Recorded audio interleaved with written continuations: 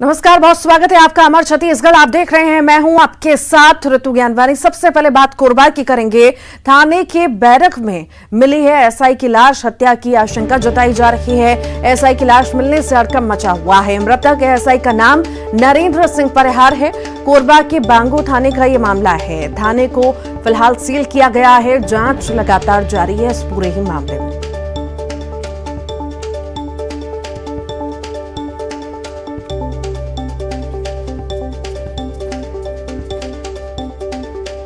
कोरबा से ये बड़ी खबर आपको बता रहे हैं। थाने के बैरक में एसआई की लाश मिली है। ये बड़ी खबर है। हत्या की आशंका जताई जा रही है। एसआई की लाश मिलने से हड़कंप मचा हुआ है। मृतक एसआई का नाम नरेंद्र सिंह परिहार बताया जा रहा है। कोरबा के बांगो थाने का ये पूरा मामला आपको बता रहे हैं। थाने को सील कर दिया गया है।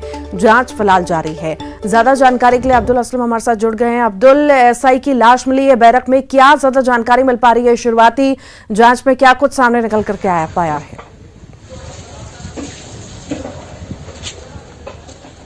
जी, आपको बता दूं कि एएसआई जो परिहार है वो बांगो थाने में पदस्थ थे और उनकी बैरक में लाश मिली है। और लाश मिलते ही जो पूरे थाने परिसर में और जो पुलिस महकमा उसमें हड़कंप मच गया है। और उसके बाद जांच टीम जो है, फोरेंसिक और डॉग स्क्वाड की टीम जो है वो जांच में मौके पर पहुंच गई है और जांच पड़ताल की जा रही है। जिस तरीके से बॉडी जो मिली है उसमें बताया जा रहा है कि उनके शरीर में चोट के निशान है, जिससे आशंका जताई जा रही है कि कहीं हत्या तो नहीं हुई है एएसआई की। इस पूरे एंगल से पुलिस जो है पूरे मामले की जांच कर रही है।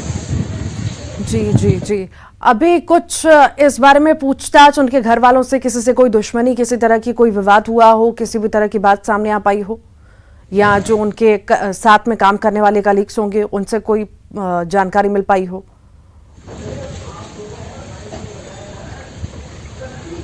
जी, पुलिस जो सहकर्मी है उनसे भी पूछताछ कर रही है। साथ ही परिजनों से भी जानकारी ली जा रही है कि कहीं इनकी किसी से कोई रंजिश तो नहीं है। और इस पूरे मामले को लेकर जो है पूछताछ और आगे जांच के बाद ही स्पष्ट हो पाएगा कि आखिर किन वजह से ये जो मौत की हत्या हुई है या कोई और वजह है।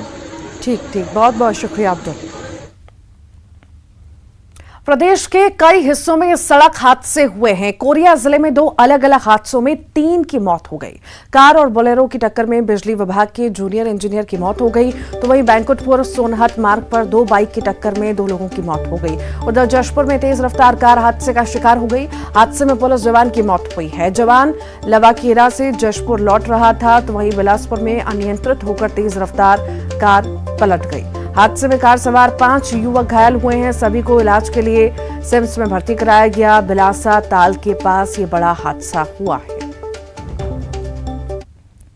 रायगढ़ से बड़ी खबर की बात कर लेते हैं। जंगल में भीषण आग की तस्वीरें सामने आई हैं। खरसिया वन परिक्षेत्र का ये मामला है। महुआ चुनने वाले जंगल में आग लगा रहे थे। समझाने के बाद भी नहीं मान रहे हैं वहां के लोग। 1 महीने से लगातार ऐसी घटनाएं हो रही हैं और तीसरी ये घटना बताई जा रही है जिसमें आग तेजी से फैली है जंगल की ओर और सब कुछ जलकर खाक हुआ है।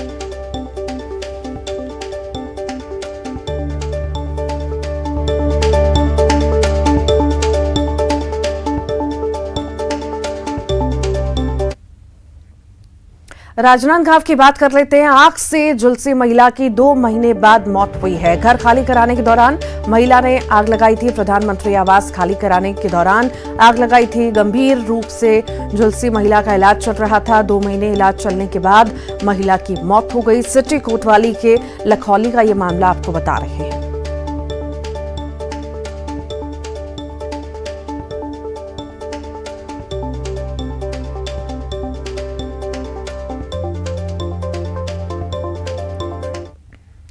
रायपुर से बड़ी खबर है। दिल्ली दौरे पर मुख्यमंत्री भूपेश बघेल ने कांग्रेस के वरिष्ठ नेताओं से मुलाकात करेंगे। महाधिवेशन के बाद पहली बार दिल्ली दौरे पर सीएम रहेंगे। विधानसभा चुनाव को लेकर चर्चा हो सकती है। आज देर शाम रायपुर लौट सकते हैं सीएम भूपेश बघेल।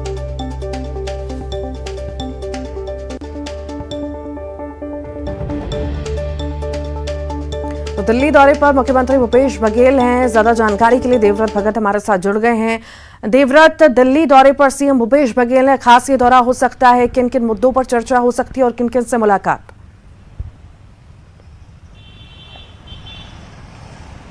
जी, मुख्य रूप से 2023 के विधानसभा चुनाव है जिनको लेकर के चर्चा हो सकती है, और क्योंकि महाधिवेशन के बाद मुख्यमंत्री पहली बार दिल्ली जा रहे हैं, लिहाजा प्रतिक्रियाएं भी उनको मिलेंगी। हालांकि जितने भी तमाम कांग्रेस के जो दिग्गज नेता आए थे और आला कमान से जितने भी लोग छत्तीसगढ़ पहुंचे थे राष्ट्रीय अधिवेशन में, उन्होंने इसकी तारीफ ही की है। इसके अलावा छत्तीसगढ़ का बजट भी आया है, विधानसभा का सत्र चल रहा है, बजट जो पेश किया गया उसकी तारीफ प्रियंका गांधी ने भी की है। तब निश्चित तौर पे अब मुख्यमंत्री जब दिल्ली पहुंचेंगे तब आला नेताओं से मिलकर के बहुत सी बातें होंगी, राजनीतिक चर्चा होंगी, समसामयिक चर्चा होंगी, और साथ ही साथ अब आने वाले समय की स्ट्रेटेजी जो है 2023 के लिए किस तरह से तैयार की जानी है और आने वाले दिनों में किस तरह की बैठकें होंगी, किन बैठकों का दौर रहेगा, इन सभी चीजों को लेकर के आज बात हो सकती है।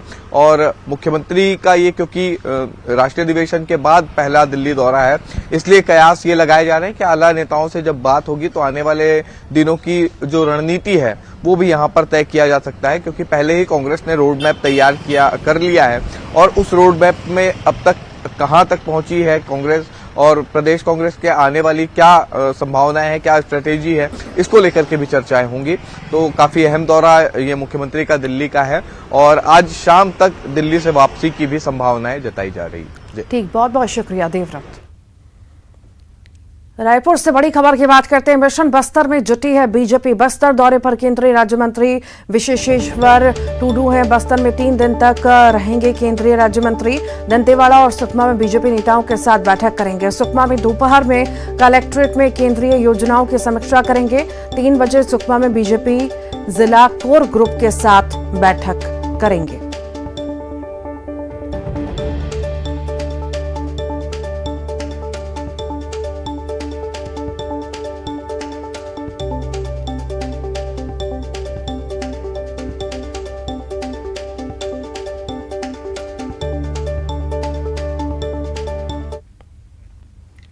रायपुर से बड़ी खबर की बात करते हैं। बीजेपी नेताओं के बस्तर दौरे पर कांग्रेस ने निशाना साधा है। बस्तर की इतनी ही चिंता तो विशेष पैकेज दिलवाए बीजेपी। केंद्र से बस्तर के लिए विशेष पैकेज जारी करवाए बीजेपी। बस्तर की जनता से माफी मांगे भारतीय जनता पार्टी। शुक्ला का बयान है, बस्तर के लोगों के साथ 15 साल तक शोषण किया है। ये कांग्रेस की तरफ से बयान दिया गया है। फोकस होगा तो केंद्र में भारतीय जनता पार्टी की सरकार है। बस्तर निश्चित रूप से पिछड़ा हुआ क्षेत्र है। भारतीय जनता पार्टी की राज में 15 साल तक सरकार थी। बस्तर का इन्होंने शोषण किया। बस्तर के लोगों के जो संवैधानिक अधिकार थे उसको बंधक बना के रखा गया था। आज भी इनके पास अवसर था, केंद्र में इनकी सरकार है, कुछ विशेष पैकेज बस्तर के लिए घोषित करती। सिर्फ बस्तर के लोगों को चुनावी हथियार के रूप में, मतदाता के रूप में यूज करने के लिए यहाँ पे इनके केंद्रीय मंत्रियों का दौरा होता है, जिससे कुछ इनको हासिल नहीं होने वाला है। पहले तो भारतीय जनता पार्टी को बस्तर की जनता से पिछले 15 साल के द्वारा किए गए कुशासन, वादाखिलाफी और शोषण, आतंक के लिए माफ़ी मांगना चाहिए। उसके बाद ही बस्तर में भारतीय जनता पार्टी की कोई। रायपुर से बड़ी खबर है। बीजेपी का बूथ सशक्तिकरण अभियान है। आज रायपुर दक्षिण विधानसभा की सीट पर कार्यशाला होगी। पूर्व मंत्री बृजमोहन अग्रवाल आयोजन में शामिल होंगे। बीजेपी कार्यालय एकात्म परिसर में कार्यक्रम का आयोजन होगा। 25 मार्च तक बीजेपी बूथ सशक्तिकरण अभियान चलेगा। बीजेपी का बूथ सशक्तिकरण अभियान होने जा रहा है। आज रायपुर दक्षिण विधानसभा की सीट पर यह कार्यशाला का आयोजन किया गया है।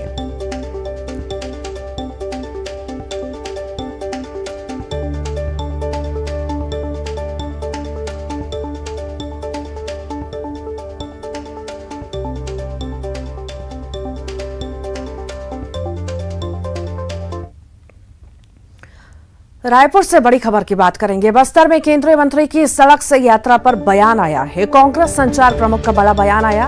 यह प्रदेश सरकार की बड़ी सफलता है। केंद्रीय मंत्री निर्भीक होकर बस्तर में घूम रहे हैं, बस्तर में आम लोगों से भेंट कर रहे हैं।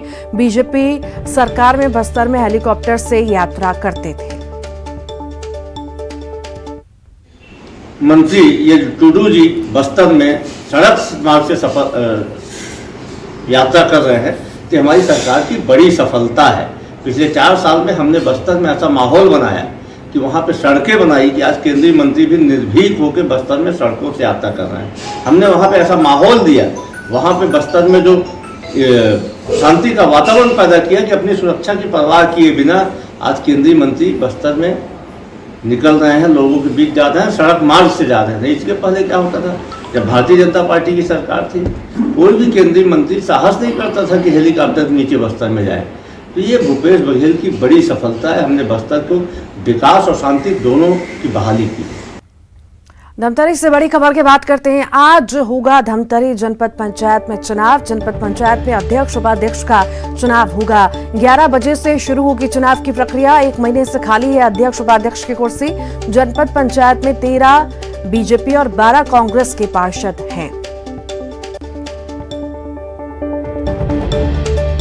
तो आज होगा धमतरी जनपद पंचायत में चुनाव। ये बड़ी खबर आपको बता रहे हैं। आज होगा धमतरी जनपद पंचायत में चुनाव। ज्यादा जानकारी के लिए अभिषेक हमारे साथ जुड़ गए हैं। अभिषेक, आज धमतरी जनपद पंचायत में चुनाव होने जा रहा है, किस तरह की तैयारियां और क्या ज्यादा अपडेट आपके पास? रितु, अब से ठीक 20 मिनट बाद निर्वाचन की प्रक्रिया शुरू हो जाएगी। जो वोटिंग की प्रक्रिया वो शुरू करवाई जाएगी। पीठासीन अधिकारी जो है डिप्टी कलेक्टर उन्हें बनाया गया है, वो इस पूरे निर्वाचन को, वोटिंग को पूरा करवाएंगे। और बहुत ही महत्वपूर्ण दिन है आज धमतरी की राजनीति के लिए, क्योंकि जनपद में जो 25 कुल सदस्य हैं और इनमें से 13 बीजेपी के हैं, 12 कांग्रेस के हैं। लेकिन आपको ये बता दूं कि जब बगावत हुई थी तो दोनों पार्टियों के 19 सदस्यों ने अविश्वास प्रस्ताव लाया था, उसे पास करा दिया था। उसके बाद से ही करीब 1 महीने बीत चुके हैं। अध्यक्ष और उपाध्यक्ष की कुर्सी खाली है और आज धमतरी जनपद को नया अध्यक्ष और उपाध्यक्ष मिलना है। थोड़ी देर बाद ही सभी सदस्यों का जनपद में पहुंचना शुरू हो जाएगा और सभी की निगाह यहाँ पर बनी हुई है कि आज आखिर जो अध्यक्ष बनेगा वो किस दल से होगा या उपाध्यक्ष बनेगा वो किस दल से होगा। तो कुछ देर बाद ही ये स्पष्ट हो जाएगा ऋतु की धमतरी जनपद के अध्यक्ष और उपाध्यक्ष की सीट किसे मिलती है। ठीक, बहुत बहुत शुक्रिया अभिषेक। बिलासपुर से बड़ी खबर की बात करते हैं। हाईकोर्ट के चीफ जस्टिस अरूप कुमार गोस्वामी की आज विदाई है। विदाई समारोह में 12 सदस्यों को आमंत्रित किया गया है। जस्टिस रमेश कुमार सिन्हा होंगे छत्तीसगढ़ हाईकोर्ट के चीफ जस्टिस।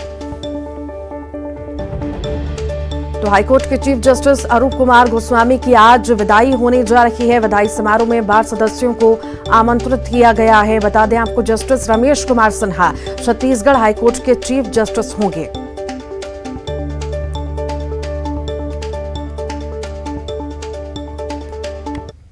कांकेर से बड़ी खबर है। छात्रा से छेड़छाड़ करने वाला शिक्षक निलंबित किया गया है। शिक्षा विभाग ने आरोपी शिक्षक को निलंबित कर दिया है।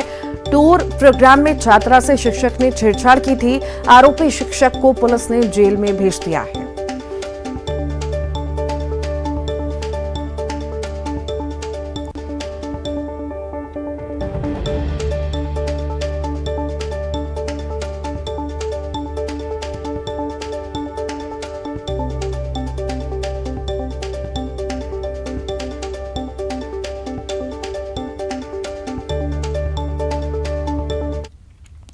अंबिकापुर से बड़ी खबर की बात करते हैं। पिता ने किया है बेटे पर चाकू से हमला। नशे में धुत पिता ने चाकू से बेटे पर हमला किया।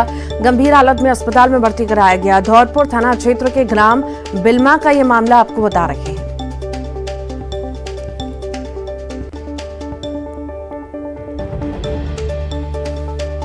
अंबिकापुर से ये खबर है। पिता ने पुत्र पर चाकू से हमला किया है। नशे में धुत पिता ने चाकू से बेटे पर वार किया।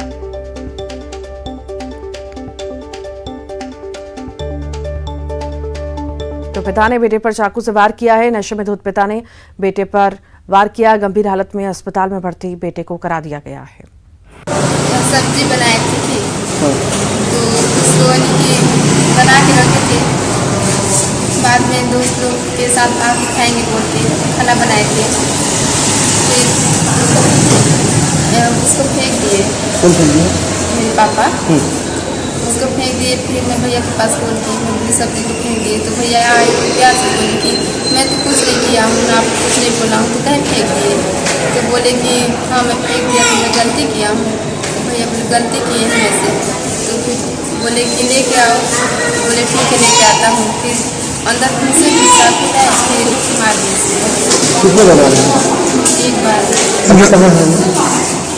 पता नहीं मारने के बाद। जगदलपुर से बड़ी खबर की बात करते हैं। तेलंगाना में बीजापुर से सटे इलाकों में ग्रामीण की हत्या हुई है। मुखबिर बताकर नक्सलियों ने ग्रामीण की हत्या की है। चेरला थाना के तहत सुब्बमपेटा पंचायत की घटना बता रहे हैं आपको। आधी रात नक्सलियों ने ग्रामीण की हत्या कर दी। घटना के बाद इलाके में दहशत का माहौल बना हुआ है।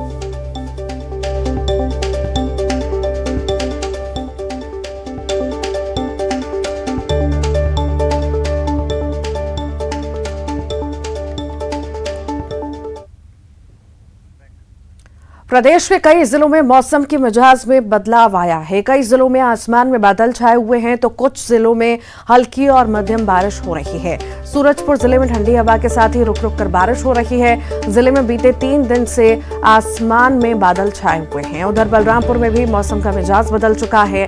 आसमान में काले बादल छाए हुए हैं। जिले में बारिश की संभावना बढ़ गई है। जिले के कई हिस्से में हल्की बूंदाबांदी हुई तो वहीं मुंगेली में सुबह से ही बादल छाए हुए हैं। जिले में बारिश की संभावना जताई जा रही है। मौसम में बदलाव आने से तापमान में कमी भी आई है। में बीते 3 दिनों से मौसम का मिजाज बदला हुआ है। जहां बीते 3 दिनों से ठंडी हवाएं चल रही है, वहीं आज सुबह से रुक रुक कर बारिश हो रही है। वहीं आसमान में बादल छाए हुए हैं। नतीजा ठंड का आलम बढ़ा हुआ है, तापमान में गिरावट हुई है। ऐसे में जो सब्जी के किसान हैं, इस तरह के मौसम के बदलाव से उन्हें काफ़ी परेशानी होने वाली है। चाहे वो गोभी के फसल हो या नए मक्के की फसल हो, दोनों को ही इस तरह के मौसम के बदलाव के कारण परेशानी का सामना करना पड़ेगा। ऐसे में आने वाले दिनों में कब तक मौसम के हालात इस तरह से बने रहते हैं, यह तो देखने वाली बात होगी। वरुण राय, न्यूज़ 18 सूरजपुर। पेंड्रा से बड़ी खबर की बात करेंगे। गांव के नजदीक पहुंचा है दंतैल हाथी। मरवाही के दर्री टोला पहुंचा दंतैल हाथी। ग्रामीणों ने हाथी को जंगल की ओर खदेड़ा है। मरवाही के जंगल में 2 हफ्ते से घूम रहा है हाथी। गेहूं की फसल को नुकसान भी पहुंचा रहा है। लोगों से जंगल की ओर नहीं जाने की अपील भी की गई है। रायपुर की बात करते हैं। 12 मार्च से राजधानी में हेरिटेज वॉक होने जा रहा है। स्मार्ट सिटी ये आयोजन कर रही है। कोरोना काल से बंद था हेरिटेज वॉक। शहर की विरासत का लोग अब भ्रमण कर सकेंगे। जैतू साहब मठ, नागरीदास मंदिर, टूरी हटरी, जगन्नाथ मंदिर का भ्रमण कर सकेंगे।